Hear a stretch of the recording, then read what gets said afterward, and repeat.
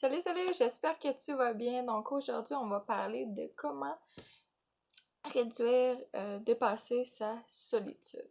Donc, ici Joanie pour la vidéo de la semaine, les deux vidéos maintenant, et aussi ton accompagnatrice pour les femmes qui ont été dans une relation toxique afin d'avoir une meilleure estime et une meilleure confiance en soi.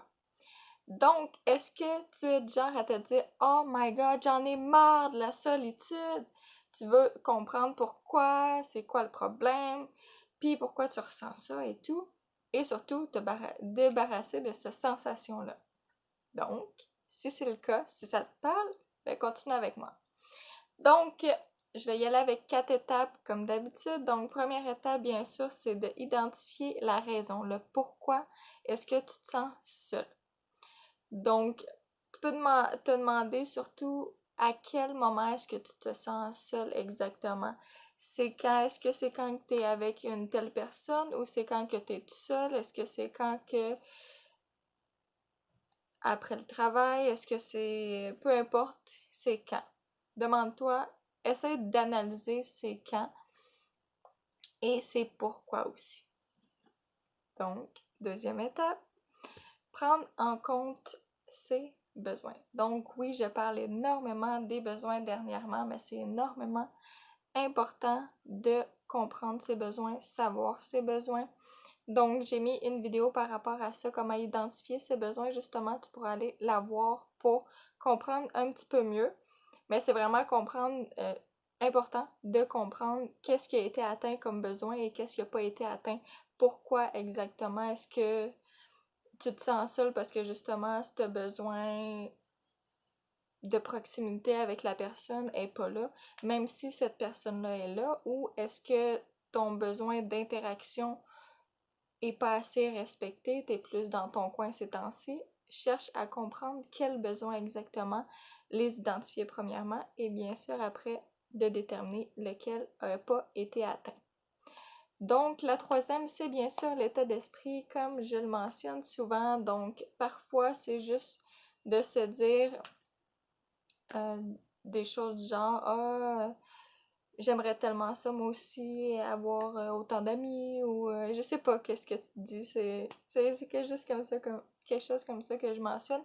Mais que, exemple, il y a une façon de penser qui te fait te sentir seul, que tu as l'impression de pas être aussi sociable que d'autres peut-être, quelque chose comme ça qui va te faire penser que t'as de la solitude quand que c'est peut-être pas nécessairement le cas, ou si oui, bien sûr ça se peut, mais le changement de mentalité aussi va aider énormément à se sortir de la solitude, donc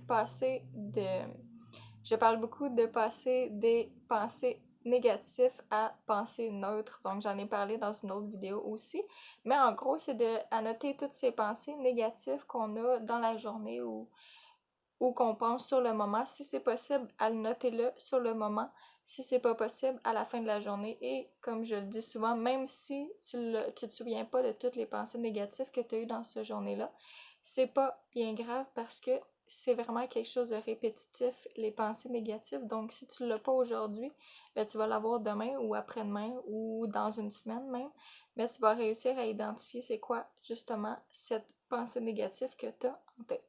Puis ensuite, on va les transformer en aspect neutre. Donc, c'est important d'avoir une pensée neutre parce que le cerveau doit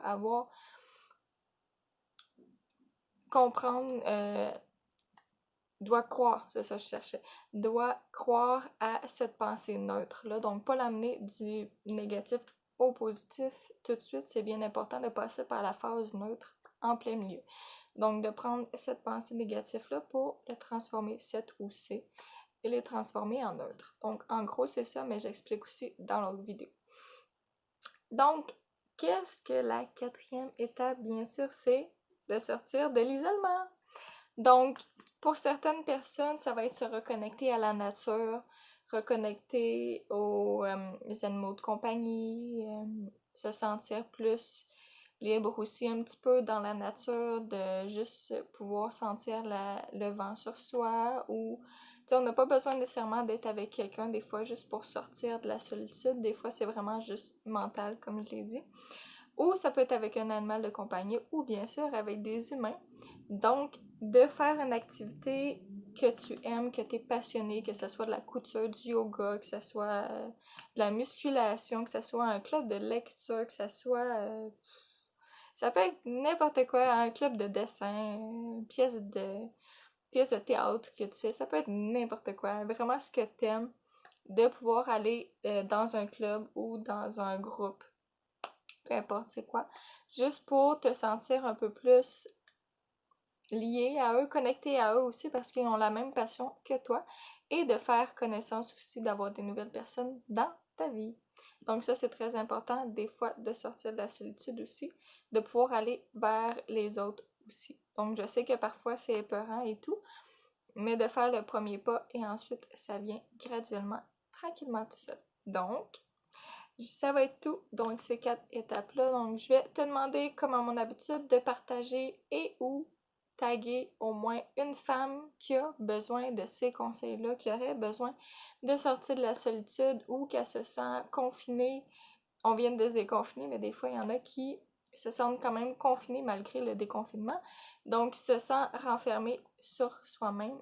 Donc, tu peux partager cette vidéo-là et bien sûr laisser un petit pouce et t'abonner à la chaîne ou au compte, peu importe où tu le vois. Donc, je vais te laisser avec ça. Passe une excellente journée. À bientôt. Ciao, ciao.